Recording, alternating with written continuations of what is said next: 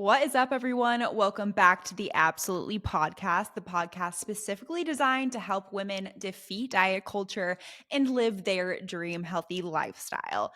Today, I am going to basically be talking about a topic that may ruffle some feathers. And I know in today's day and age, everyone loves to blame their hormones when it comes to why they are not making progress in their fitness journey. And one thing that bugs me about kind of what this narrative is right now is that people almost use it as an excuse. And yes, there are people that genuinely struggle with their hormones, and I am not discounting you whatsoever.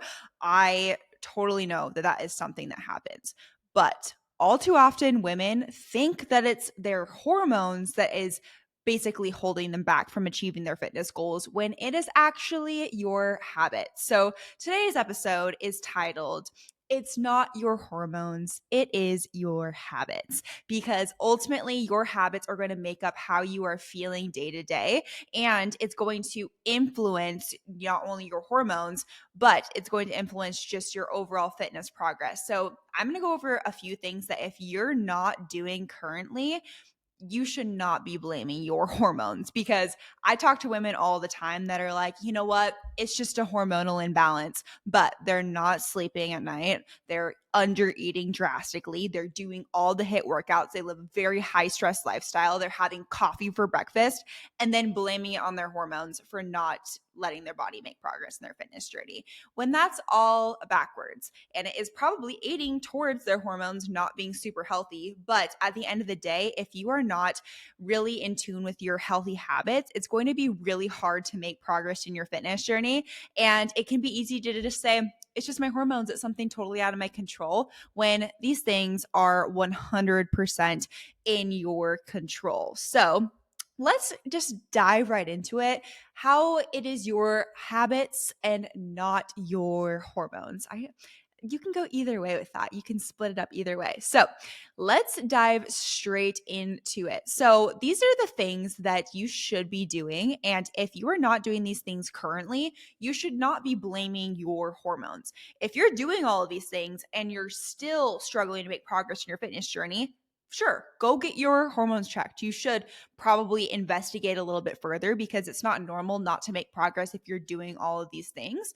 And I don't think it's necessarily a bad thing to just get your hormones checked on a regular basis to just kind of see where everything's at. And I'm not saying that at all, but so many people just aren't doing the basic things that they need to do to just be a healthy individual in general, and then just blaming it on their hormonal health. And it's actually not their hormones. I talk to so many women that have gotten their hormones checked, spent a lot of money to get their hormones checked, gone to a bunch of different doctors just for them to tell them your hormones are totally fine. And they come to us and it's 1000% their habits that are making them stall in their fitness journey. So, the first thing you need to be doing before you get your hormones checked is sleeping at least 7 hours per night. And I know this is easier said than done. And if you have a baby right now, God bless your heart, because you're probably not getting 7 hours or 9 hours. But if you are able to get 7 to 9 hours and you can do that, 100% make that a priority because that is going to help so much with your hormonal health and just with how your progress goes overall. If you are not sleeping at night, you're going to continue to struggle to make progress. And if we're struggling to make progress over and over and over again, and it's something as easy as just sleeping at night and turning off the TV at, I don't know, 9 p.m., 10 p.m., then why not do it? It's such an easy, free thing to do to sleep 7 hours. It's amazing to me how many of my clients have just started sleeping more, and that is literally what gets them results. And when if we're not sleeping enough, you're not letting your body recover. So it's going to be really hard to see the results you want because your body is never actually able to truly recover from that. So sleep 7 to 9 hours per night or more. I mean, I don't know who has time. We sleep in 12 hours every single night, but 7 to 9 hours is kind of the sweet spot of what I found. Another thing that I see women doing and then struggling to make progress in their fitness journey is constantly being in a dieting mindset and spending most of the year in a diet. And this causes them to think, oh, it's my hormones, I'm not making progress. When in reality, they have just been dieting for way too long. If someone has been dieting for years and years and years on end and having these fad diets just over and over again and struggling to make progress, it probably means your metabolism has been downregulated and damaged.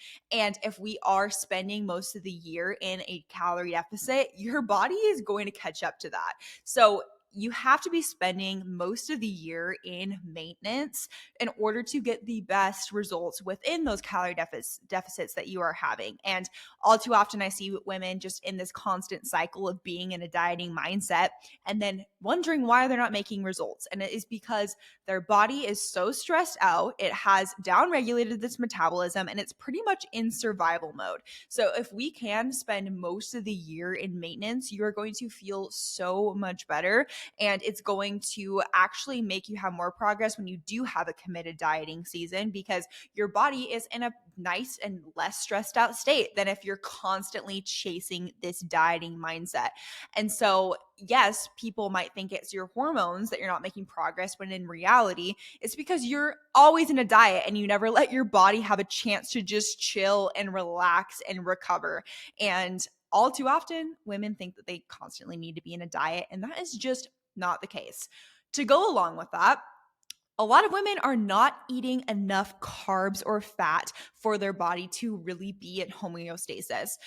I don't know who made up these low fat diets or even low carb diets. As women, I believe that you should be having adequate amounts of healthy fats, carbs, and protein at each and every meal. I don't think we should eliminate any food group, no matter what your fitness goals are, because having these three macronutrients are going to really help with balancing out your hormones, balancing out your blood sugar, and making it a lot easier to make progress in your fitness journey. So you want to make sure you are having healthy, adequate fats in your day to day. When we are looking at a client's macros, I try to have at least like 30% of their calories coming from healthy fats. And this is a really interesting one, especially if it's close to home, because I used to think I had to eat super low fat, and I would buy everything low fat version, low fat milk, low fat cottage cheese, low fat yogurt. And I still do buy some of that stuff to this day, but I'm eating healthy amounts of fats. And that in turn is helping out with my hormonal health. I used to struggle with really thin hair. I used to struggle with skin issues. And since actually upping that healthy fat amount, my hormones have been able to balance out so much more.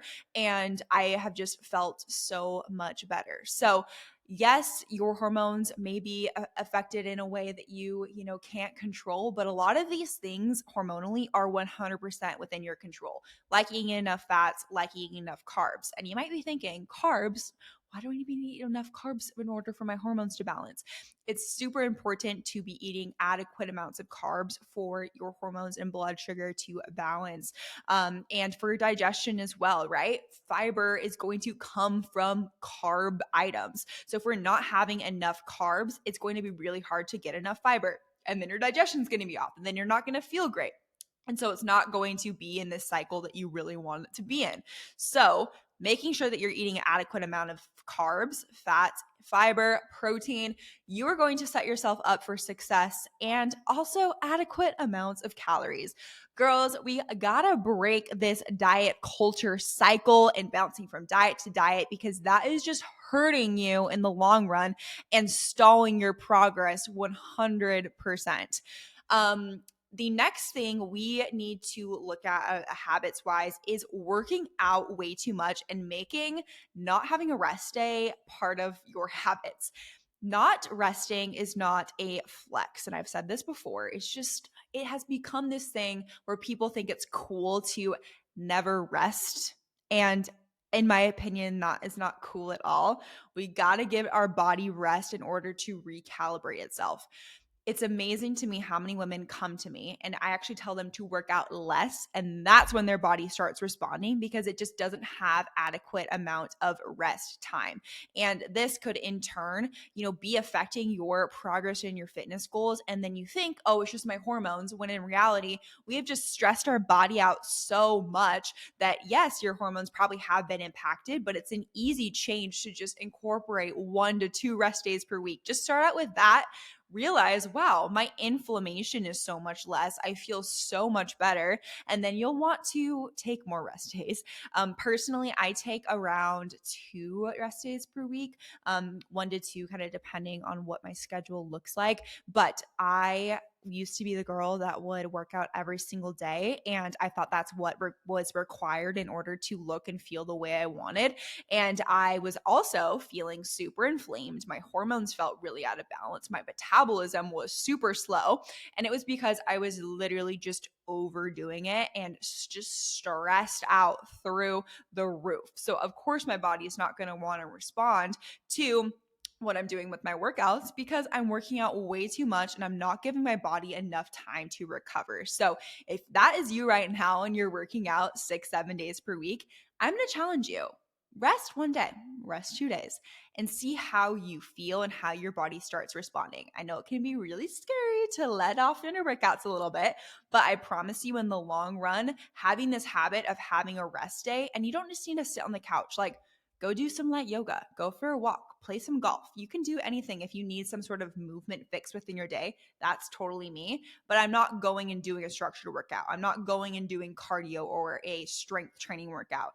I'm just moving my body in the way that feels good. So, working out way too much, especially doing HIIT workouts, is going to really mess up your progress. And I will say that I think we've demonized cardio a little bit too much in the fitness space. I don't think cardio is bad. I love a cardio session. I love doing Zumba. I love, honestly, sometimes going on an incline walk and just sweating. I think it feels super good. But when we're using cardio too much as like a fat loss tool and thinking, oh my gosh, I need to burn this off, that's when I find it becomes almost a negative thing and something that is going to be probably detrimental to your fitness results because you are working out way too much. You're putting your body under way too much stress.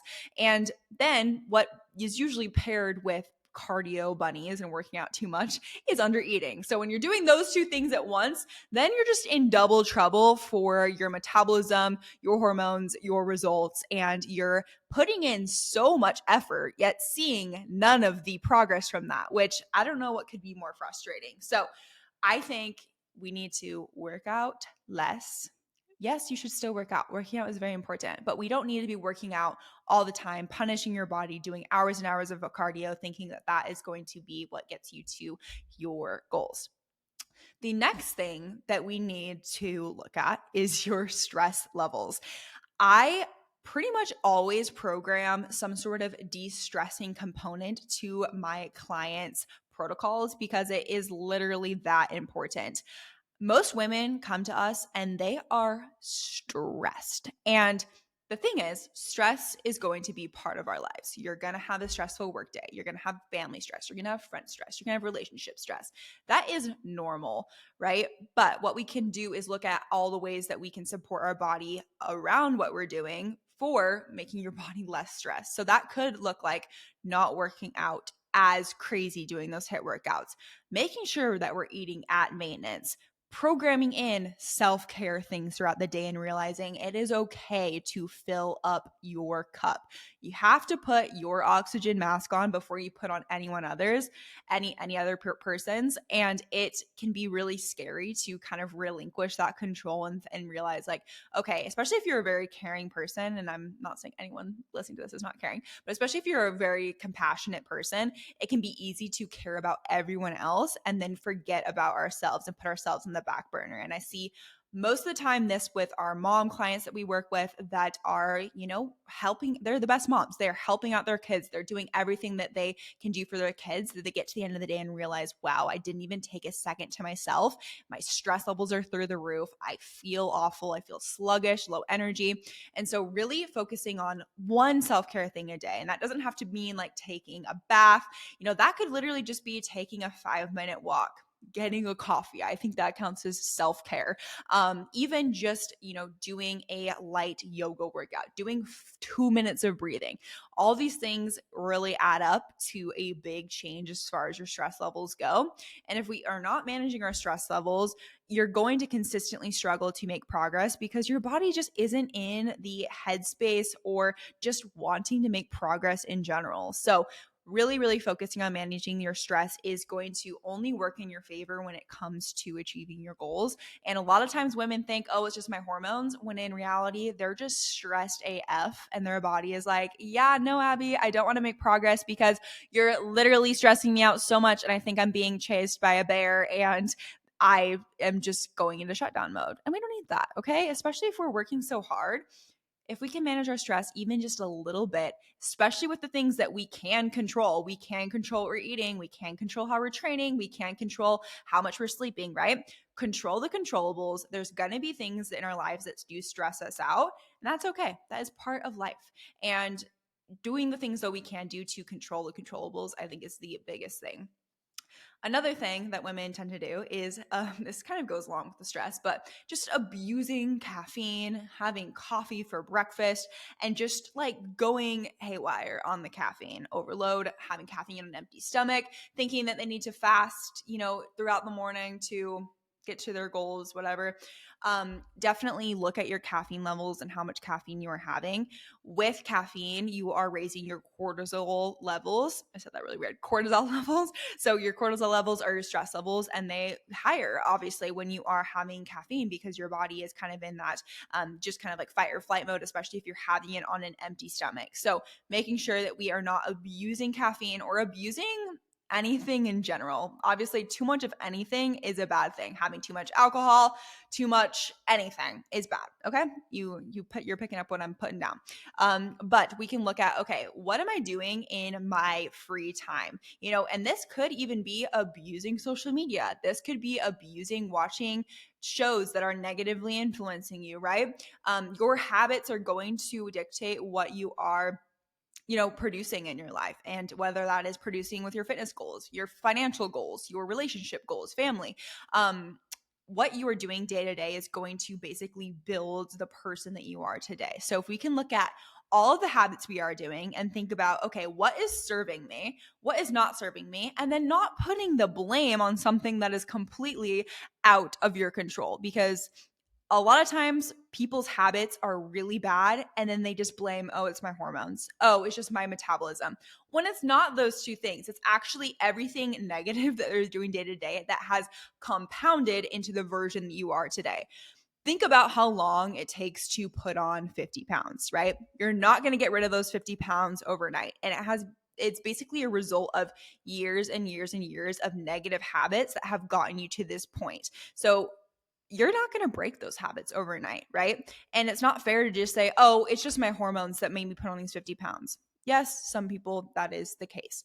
But for the vast majority of women, especially if you're listening to this right now, you did not gain this weight because of your hormones. You most likely gained this weight because of all the habits that you have done repeatedly throughout the years, the years of bad sleep, bad nutrition, bad dieting, working out way too much, not working out at all, not moving your body, having these fluctuations back and forth. That is what you got you to this point, not blaming yourself or your hormones on that. So again, sorry if I ruffled some feathers with this, but I just can't even tell you how many women think it's their hormones when it's actually their habits that is causing them to be in the spot they are right now and causing them to be stuck in general. And getting out of the negative habits is what is going to get them to the next level, getting you seeing results and getting you feeling like the best version of yourself. So hopefully y'all enjoyed this podcast episode. Hopefully it didn't make you too annoyed. And like I said, if you're someone that's struggling with your hormones, that is okay too. And that is definitely a legitimate thing that happens. But for the most part, it's not. Your hormones, it's your habits. So look at your habits first. If your habits are in line, then you can look at your hormones and then see what you can do from there. Stop wasting your money, start changing your habits. That is my mood for 2024. So everyone have a great day, and I will chat with you all next week. Bye.